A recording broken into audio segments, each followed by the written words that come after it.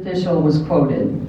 It would have been more credible had the author of the article looked a bit further before putting that headline out there. The letters to the editor in our local paper, Globe Gazette, were overwhelmingly opposed.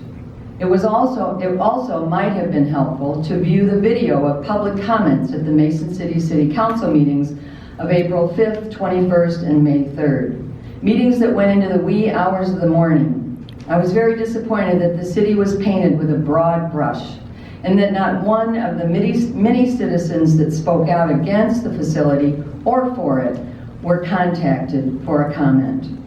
The majority had been to a council meeting, the majority had never been to a council meeting, never gotten up to speak in front of a huge audience, but they were passionate, they were well researched, and they were articulate. I was proud of our community and the speeches each one gave, those for and against.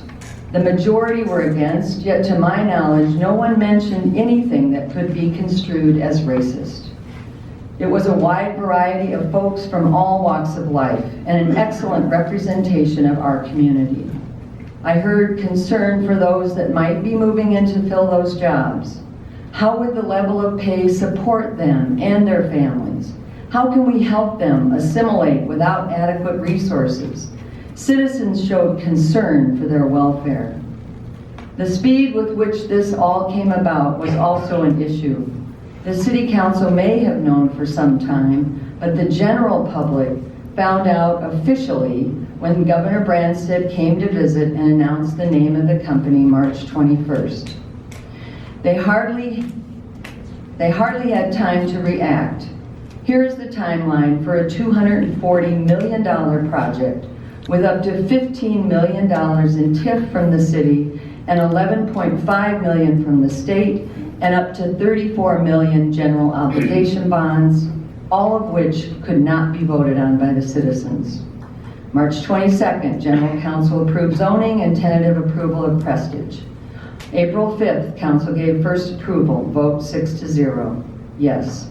April 21st, Council second approval, vote 5-1. May 3rd, Council agenda final approval of financial agreement failed 3-3. We are basically talking about 7 weeks for a monumental decision affecting a small town of 27,000 and the surrounding area. The citizens of Mason City had genuine concerns about quality of life, air, water. This plant would be using 2.8 million gallons of water a day from the Jordan Aquifer. Increase in surrounding confinement traffic, transporting in and out 20,000 hogs a day, education, housing, 34 million government general obligation bond, 52-hour work week, and wages. These were all legitimate concerns that were not addressed in the Des Moines Register article. This is a much bigger issue than the simplistic view that the article gave.